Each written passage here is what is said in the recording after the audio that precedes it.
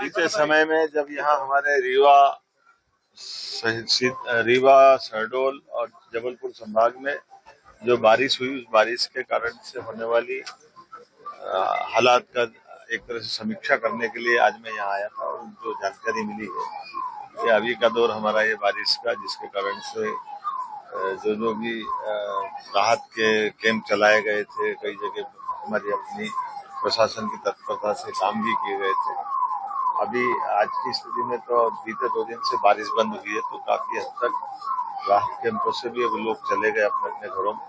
लेकिन जिन किसी का भी मकान गिरा हो या जिनकी जनहानि या पशु हानि या दूसरी प्रकार की कोई स्थिति है, उसमें शासन का जो निर्धारित मुआवजा वगैरह वो भी हमारे द्वारा दिया जाएगा। और पूरी संवेदना के साथ हम इस पूरे एक तरह से प्राकृतिक चुनौती भी रहती है, लेकिन आने वाला जो वापस 24 तारीख से 27 तारीख का एक चक्र है, उस चक्र के लिए जिन जिन जिलों में बारिश की संभावना, वहाँ की सावधानी के लिए भी निर्देश हमारे द्वारा दिए गए हैं। और उम्मीद करेंगे कि जिस प्रकार से अभी चुनौती के साथ हमारा ये पूरे पूर्वी मध्य प्रदेश का हिस्सा इससे बाहर आया है, आगे भी हम अपनी सावधानी के साथ, प्रशासन की जागरूकता के साथ भविष्य के लिए भी इस चीजों में बाढ़ के कारण से कुछ इलाकों में आने वाले समय में क्या सावधानी रखना चाहिए, उसके प्रबंधन के भी निर्देश जारी किए गए। हम सब जिस प्रकार से आज एल नीनो के बाद ऐसा लग रहा था कि चुनौती का समय है, लेकिन एवरेज ये माना गया कि मध्य प्रदेश भर में 20% बारिश हमारी कम हुई। तो आने वाले समय में जो बाद की फसल है, वर्षा के बाद की, उस फसल में भी कम पानी की फसल लगाए,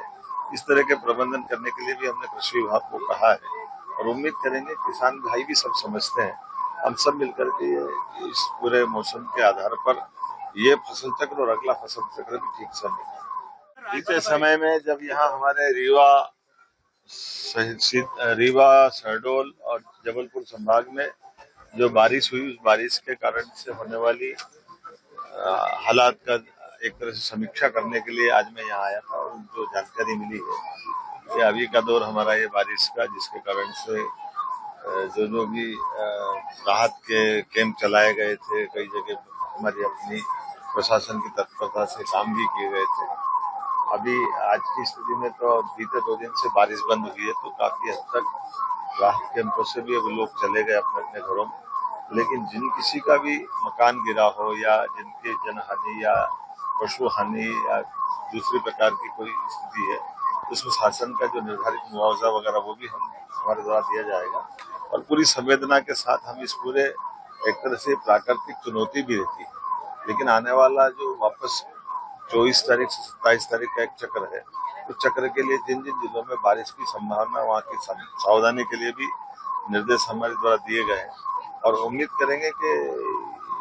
जिस प्रकार से अभी चुनौती के साथ हमारा ये पूरे पूर्वी मध्य प्रदेश का हिस्सा इससे बाहर आया है, आगे भी हम अपनी सावधानी के साथ, प्रशासन की जागरूकता के साथ भविष्य के लिए भी इस चीजों में बाढ़ के कारण से कुछ इलाकों में आने वाले समय में क्या सावधानी रखना चाहिए, उसके प्रबंधन के भी निर्देश जारी किए गए। हम सब जिस प्रकार से आज एल नीनो के बाद ऐसा लग रहा था कि चुनौती का समय है, लेकिन एवरेज ये माना गया कि मध्य प्रदेश भर में 20% बारिश हमारी कम हुई। तो आने वाले समय में जो बाद की फसल है, वर्षा के बाद की, उस फसल में भी कम पानी की फसल लगाए, इस तरह के प्रबंधन करने के लिए भी हमने कृषि विभाग को कहा है।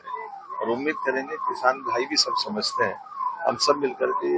इस पूरे मौसम के आधार पर ये फसल चक्र और अगला फसल चक्र भी ठीक से मिले।